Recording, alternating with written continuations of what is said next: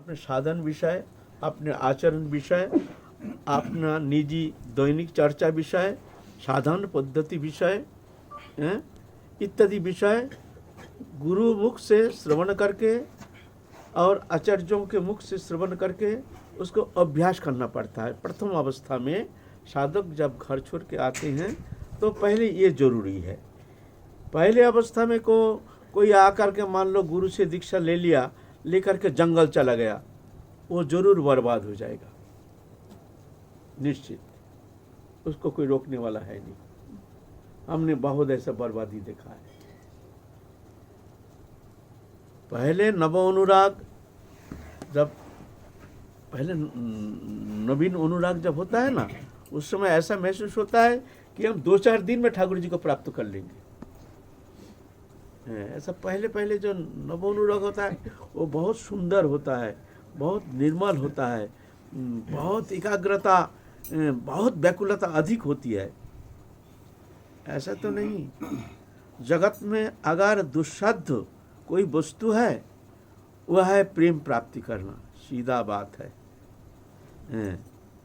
बोले तो साधन शास्त्र में कहते हैं बहुत सुलभ है कृष्ण प्रेम, भगवत कृपा से सुलभ है। लेकिन अगर साधक सोचे कि हम साधन चेष्टा के द्वारा, निजी चेष्टा के द्वारा हम ठाकुर जी को प्राप्त कर लेंगे, ऐसा तो होना संभव नहीं है। तो पहले स्थिति में आकर के कुछ क्रम है, उस क्रम के अनुसार उसको चलना पड़ेगा। पहले तो आचरण सीखना पड़ेगा, वैष्णवीय आचरण, शुद्धाचार।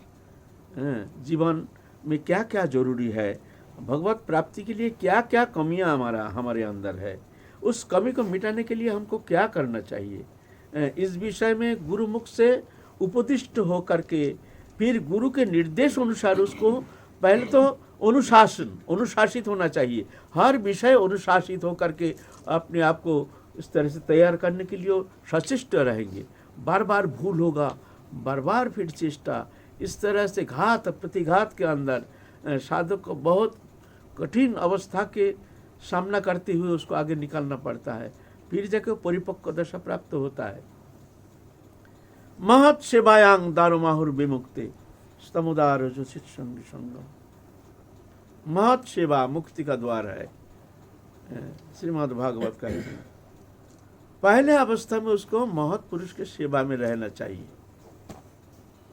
क्योंकि ये जो भजन शक्ति, ये शक्ति तो आप मिलना मुश्किल है, जो हम अपनी निजी चेष्टा के द्वारा इतना सामर्थ्य जीव में दिया नहीं है। ये महत कृपा से, महत कृपा लब्ध हो, अहित की कृपा लब्ध हो, ये वस्तु है जो महत पुरुष कृपा करके वो शक्ति प्रदान करते हैं। भवाप वर्ग भ्रमतांग यदा भवेत जनस्य तरच्युत सत्समागम सत्संगम जड़ी ही तदैव सद्गतो परावर्षितो जायते रति। संसार चक्र भ्रमण करते करते जब उसका समय आता है तो अब ऐसे महत् पुरुष का सानिध्य प्राप्त करने में समर्थ होता है, मिल जाता है उसको कृपा करके, अहित की कृपा करके। फिर उनके सेवा में रह करके वो जो अहित की कृपा शक्ति संचार करते हैं। सत्संगम जड़ी तदैव सद्गतो परावर्षितो ही जायते रोति। रोति प्राप्त करने में समर्थ होते हैं, फिर जाकर के बीज रोपण कर देते हैं। वो महत्पुरुष उसके भीतर वो शक्ति रोपण कर देते हैं। इस तरह से महत् सेवा में रहना चाहिए। अगर गुरु है तो गुरु सानिध्य में रहना चाहिए, गुरु नहीं है तो ऐसा ही अपने अनुकूलता अनुसार, माने अपने जैसे भजन पद्धति है, जैसे भजन शिक्षा है जो हमको प्राप्त करनी है, ऐसे कोई महत्पुरुष के सानिध्य में मन का उनका अनुगत हो करके, माने वो जैसे कहती हैं ऐसा नहीं उनका पास ही रहना पड़ेगा, ऐसा जरूरी नहीं है उनका पास रहना। माने कैसे भी हो उनके सानिध्य में जाकर के अपने भूल भ्रांतियाँ निवेदन करना, हमसे ये नहीं हो रहा है, ये कमी है हमारे अंदर, ये कमी है, प्रभु आप कृपा करके हमको उपदेश कीजिए। इस स्थिति में हमको क्या करना चाहिए? फिर उपदीक्षन्ति ते ज्ञानंगरिण तत्वदर्शी तत्वदृष्ट। सबका अनुगत होने से होगा नहीं। कोई भी किसी का भी हम अनुगत होकर के हम वो भजन करते नहीं, उनका ज्ञान की कोई परिपक्वता है नहीं, भक्ति की स्थिति ऐसे है नहीं, ऐसे सबके अनुगत होने से होगा नहीं। महंतस्ते समचित्ता प्रशांता विमन्नव सुहृद साधव जे। आजकल महत्पुरुष का बहुत अभाव हो गया, और जो भी महत्पुरुष है वो अनुगत्य तो देना नहीं चाहते हैं। वो चाहते नहीं जो हमारा सानिध्य में आ जाए, हम उसको शिक्षा दें। वो विरक्त बोध करते हैं, उसमें उनको रुचि नहीं होती है। समय के अनुसार अभी महत्पुरुष जो भजन करना चाहते हैं, जो परमार्थ लोभी है, वो चाहते नहीं है हमारे पास कोई आ जाए। उसको रुचि नहीं कि वो अपना अपने में मस्ती है। फिर आपको चलना है, हमको तो पार लगाना है ना। हम क्या दूसरे का बोझा ढोएंगे? अपना बोझा ही लेके हमको चलना भारी पड़ रहा है, हम दूसरे का बोझा क्यों लेंगे? हम जब तक हम वो निरापद भूमि में नहीं पहुंच रहे हैं, तब तक हमको निश्चिंत होकर संसार में हमारे स्थिति है नहीं। किसी का भला बुरा बोलते, साधु तो भला बुरा नहीं देखेंगे, तो फिर तो कौन देखेगा? बोले ये भगवान देखेंगे, उनका सृष्टि है, क्या हमने ठेका ले लिया है? और सृष्टि का सब कल्याण करने का? अरे आपने कल्याण कर नहीं पाया। जिनका सृष्टि है, जिनने सृष्टि किया है, क्या वो अब सृष्टि रक्षा करने में असमर्थ हो गए हैं? वो कृपा नहीं कर सकते हैं? उसके लिए हमको ठेका दे दिया, दुबेला माला करके हमने ठेकेदार बन गए हैं, जिसका भला करो उसका भला करो उसका। इसीलिए जो महत्पुरुष होते हैं, जो भगवत प्राप्ति ही जीवन का उद्देश्य है, वो इसमें रुचि कभी नहीं लेते हैं, और जो लेते हैं उसका गिरने का संभावना है। खुद पहुंच नहीं पाया है, मान लो हम तैरना बढ़िया तरह से आता नहीं है, और एक जन डूब रहा है, वो बोलता है हमको बचाओ बचाओ बचाओ। तुम दया परवश होकर के सोचते हो भाई इसको भी हाथ पकड़ लो, तो उसका हाथ पकड़ के तुमको पकड़ लेगा, वो भी डूबेगा, तुमको भी डुबा देगा। तुम्हारा हाथ पकड़ेगा ना, तो तुम जो भी तैर करके जाना चाहते हो वो तैरना बंद हो जाएगा, खींचते खींचते तुमको भी डुबा देंगे।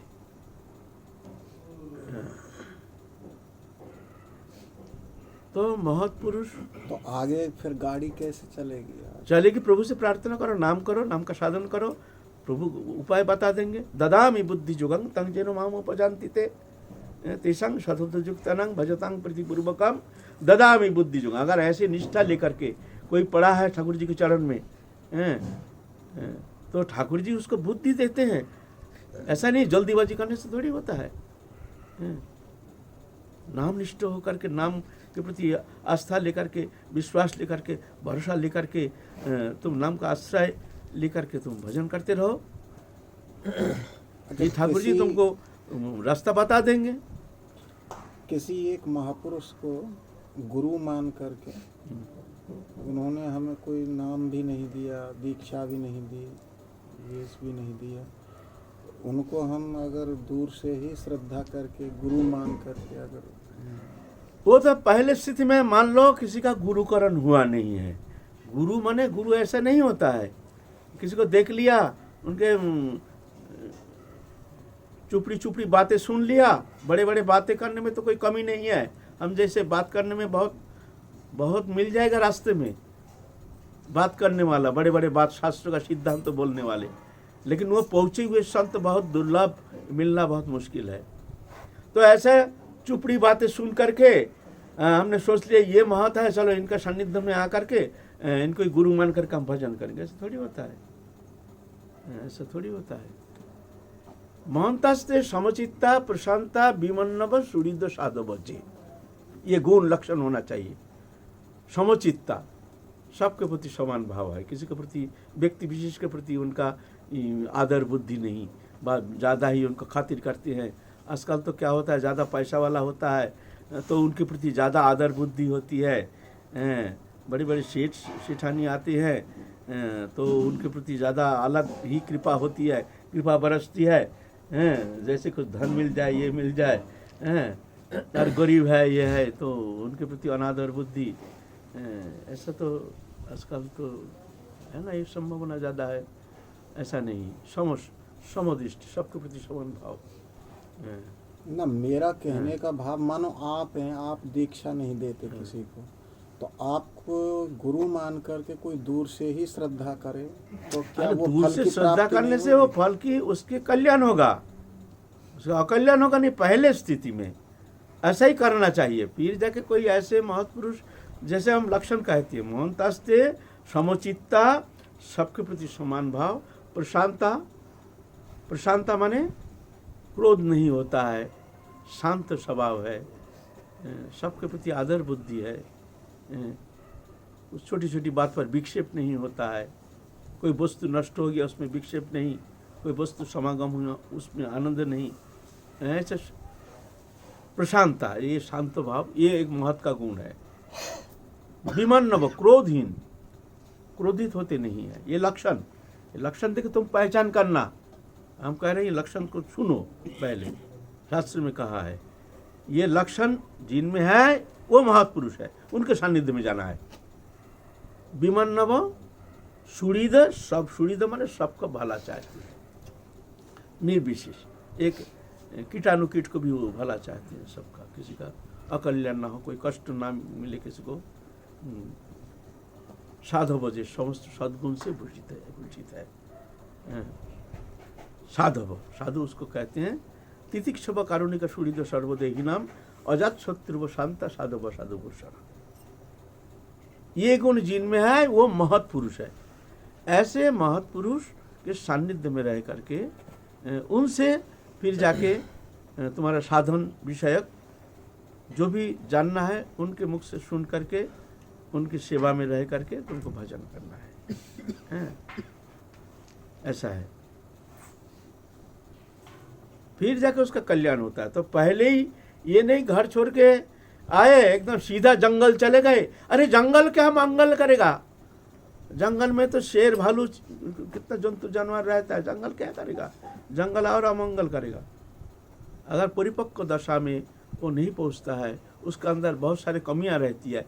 जीव तो एक अहंकारी है ना, वो अपना कमी तो दिखता ही नहीं है। हर मनुष्य वो अपने आप को बुद्धिमान समझता है, वो सोचता है मैं, मेरा अंदर कोई कमी नहीं। अगर कमी का बात करो तो गुस्सा हो जाएगा, नाराज हो जाएगा, सामने कुछ नहीं कहा पीछे कहेगा, पीछे बहुत नाराज हो जाएगा। हमको ऐसा कह दिया, हमको घमंडी कह दिया, हमको अहंकारी कह दिया, हमको कहता तू क्या जानता है? हम नहीं जानते हैं, वही जान लिया सब मन ही मन में है।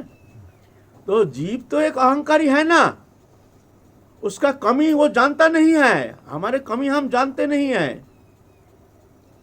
एक कमी कौन दिखाएगा, कौन शिक्षा देगा हमको?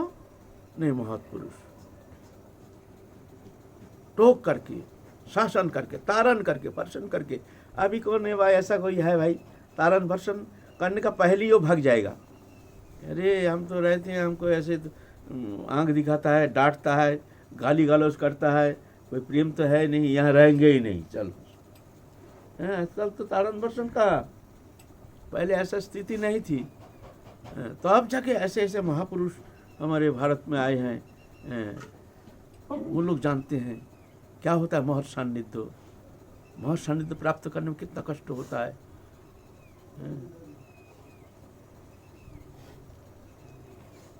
रामदास काठिया बाबा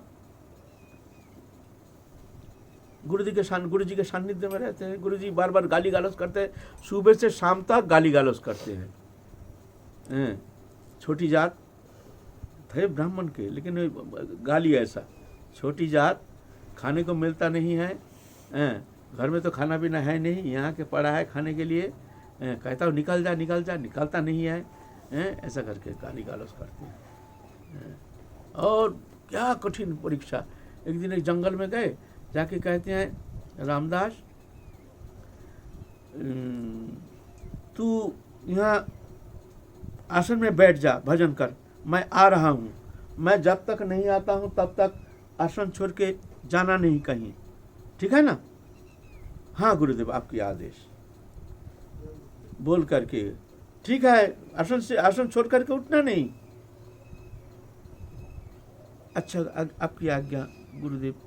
गुरुदेव चले गए जंगल के अंदर, जंगल में, शहर में नहीं। शहर में तो फिर भी ना कोई कोई लोग तो आता जाता है, प्यास लगने से फिर कह सकते हैं भैया जी थोड़ा सा पानी पिला देंगे, हमको हम मर रहे हैं। साधु जानकार के तो कोई एक गिलास पानी तो दे ही देंगे। जंगल में गुरुदेव गया, आज भी गया, काल भी गया, और आदेश किया है तो आश्रम छोड़ के उठना नहीं। 7 दिन चला गया, दिन नहीं रात नहीं, खाना नहीं पीना नहीं, उठना नहीं, माने आश्रम छोड़ के जाना नहीं है। ऐसा कहता कि तू यहाँ छोड़ के कहीं जाना नहीं, तो फिर तो घूम फिर लेता कुछ, चलो चला पानी वानी का व्यवस्था करी, फिर यहीं बैठ जाते, यहीं रहते। ऐसा नहीं, आश्रम छोड़ के जाना नहीं है, आश्रम में बैठे, आश्रम छोड़ के जाना नहीं है। बताओ कहाँ तक बैठे रहोगे, आश्रम छोड़ के जाना नहीं है। 8 दिन, 8वें दिन आकर के हाजिर हुए हैं देवदास जी कटिया बाबा। रामदास तू बैठा है अभी? अरे नाला है कहीं के, अभी तक तो बैठा है। गुरुदेव आपने आदेश किया है आश्रम छोड़ के जाने के लिए, आपने मना किया है, तो क्या करे? तो तू आश्रम छोड़ के उठा नहीं? नहीं गुरुदेव, तो प्यास लगा नहीं, भूख प्यास, उतना तो कष्ट तो हुई नहीं। तो शौचादि क्रिया बोलते आपकी कृपा से वो भी हमने अनुभव नहीं किया। अच्छा चल चल परीक्षा। फिर गया है गंगोत्री के उधर एक बर्फीली जगह, उस स्थान पे जाकर के झोपड़ी बनाया। एक झोपड़ी में गुरुदेव बैठ रहते हैं और एक झोपड़ी में रामदास काठिया को दे दिया। बर्फ गिर रही है, बर्फ, और वहाँ धुनी चेतना, वही धुनी तो एकमात्र सहारा है। वहाँ हमारे जैसे सब कंबल उम्बल नाना प्रकार व्यवस्था, रहने के खाने के नाना रकम ऐसा व्यवस्था तो नहीं। झोपड़ी लकड़ी उपड़ी फूस फास दिकार के बनाए हुआ झोपड़ी है। वहाँ पर रामदास काठिया बाबा को झोपड़ी दे दिया, या गुरुदेव बैठ गया। धुनी सामने, धुनी पीछे कंबल रख लिया, जटा फेंक दिया पीछे, बस यही है साधन। आप बैठे बैठे सारे रात भजन करो वहाँ बैठे बैठे।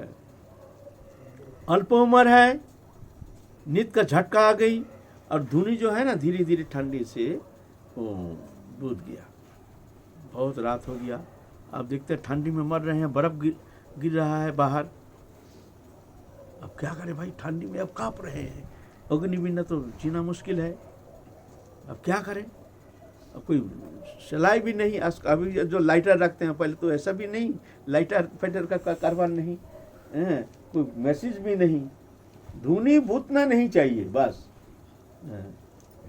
वही एक ही साधन है। वो लकड़ी दो, फिर जलाओ, फिर जब बुतने का समय होता है फिर लकड़ी दो, ऐसा। अब बुझ गई है धुनी, तो सोच रहे हैं अब जाएंगे गुरुदेव के पास, जाएंगे, गुरुदेव तो बहुत डांटेंगे। अब क्या करेंगे भाई, प्राण संकट सबसे बड़ी संकट, चलो गुरु जी के पास जाएं। गुरु जी के पास जाके वहाँ गहरा रात, बर्फ पड़ रहा है, उधर जा करके ठहरे हैं। गुरुदेव जान गए हैं, कौन? रामदास? हाँ गुरुदेव, धुनी बुझ गया ना, धुनी बुझ गया ना। क्यों भाई, घर छोड़ के क्यों आए हो? घर में रहते, रजाई कंबल बहुत रहता, उसमें वो आराम से सो जाते। सोना ही जब था तो घर छोड़ के क्यों आए? माता पिता को रुला के क्यों आए? माता पिता को भी सेवा नहीं किया, यहाँ क्या और किसी का सेवा नहीं किया, और आराम कर रहे, सो रहे थे। जाओ, सोना है तो घर चले जाओ, नहीं मिलेगा खड़े रहो वहाँ। बर्फ में खाली बदन, कंबल, सादा नहीं, कमीज उमीज नहीं पहनते थे। अभी जैसे सादा कोट पैंट बहुत सब कुछ पहनते हैं, टोपी टापा, मुंह को ढाक ढुक, ऐसा व्यवस्था नहीं थी उस समय। कठोर जीवन। ये जो जटा रखते हैं, जटा क्या है? जटा क्यों रखते हैं? जटा रखते हैं यहाँ से पीछे से जटा छोड़ देते हैं, है ना। इसके ऊपर एक पतला कंबल रख लेते, पीछे ठंडा नहीं, सामने धुनी। इस तरह से ठंडी मौसम में जीवन व्यतीत करते थे, साधन करते, तपस्या करते थे। फिर बहुत समय पीछे एक टुकड़ा, अग्नि के टुकड़ा फेंक दिया, जाओ, ऐसा दोबारा नहीं होना चाहिए। कैसे कैसे परीक्षा, कैसे कैसे परीक्षा। आजकल तो महत सेवा तो बहुत दूर की बात है, अब गुरु जी को तो उल्टा सेवा करना पड़ता है शिष्य के लिए। इसीलिए कल्याण भी ऐसे ही होता है, मंगल भी ऐसे ही होता है, साधन भी ऐसे ही होता है, प्राप्ति भी ऐसे ही होती है। प्राप्ति भी ऐसे। मैं अपनी बात कह रहा हूँ, हाँ, मैं अपनी बात कह रहा हूँ। हाँ,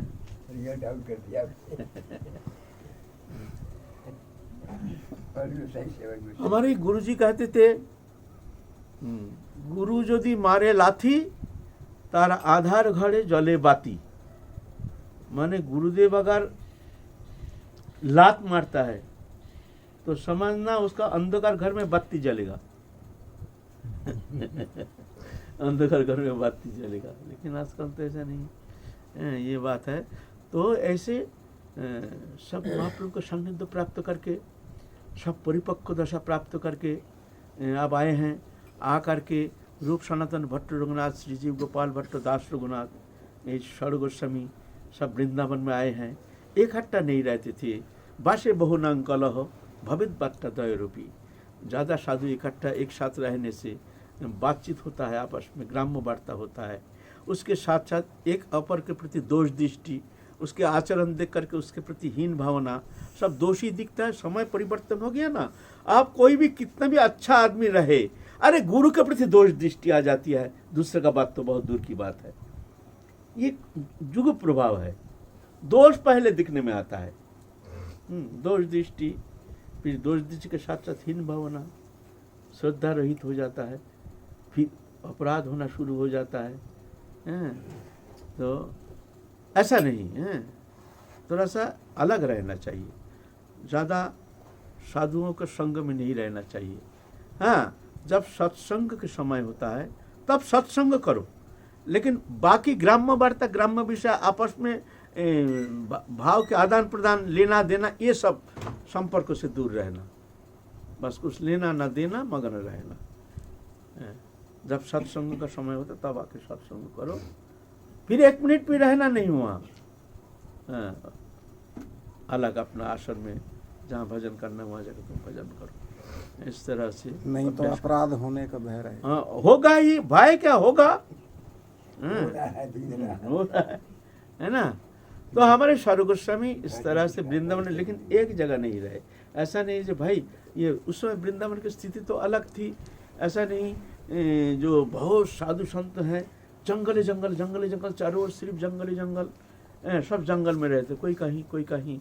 रूप गोस्वामी टेढ़ कदम, सनातन गोस्वामी मानसी गंगा, भट्ट रघुनाथ भट्ट गोस्वामी वृंदावन, गोपाल भट्ट गोस्वामी वही राधा रमन, ना गोपाल भट्ट गोस्वामी संकेत वहाँ भी छोड़ के आ गए। वहाँ भी मंदिर भी छोड़ दिया, सब मंदिर छोड़ दिया। हाँ, संकेत आके रहे। गोपाल भट्ट, श्रीजीव गोस्वामी वृंदावन, रघुनाथ दास गोस्वामी राधा कुंड, ऐसा अलग अलग स्थान में रह करके भजन करते थे। कभी समय होता था तो कभी कभी मन में थोड़ा सा अच्छा नहीं लगता, थोड़ा सत्संग करने का मन होता था तो चले जाते थे। आपस में सब मिलते थे, मिल करके सत्संग करके फिर लौट के आते थे अपने भजन कुटी में। इस तरह से जीवन व्यतीत करते थे। तो काल चलेंगे, हाँ, काल थोड़ा उनके सत्संग कैसे करते थे इस विषय में थोड़ा सा आलोचना करेंगे।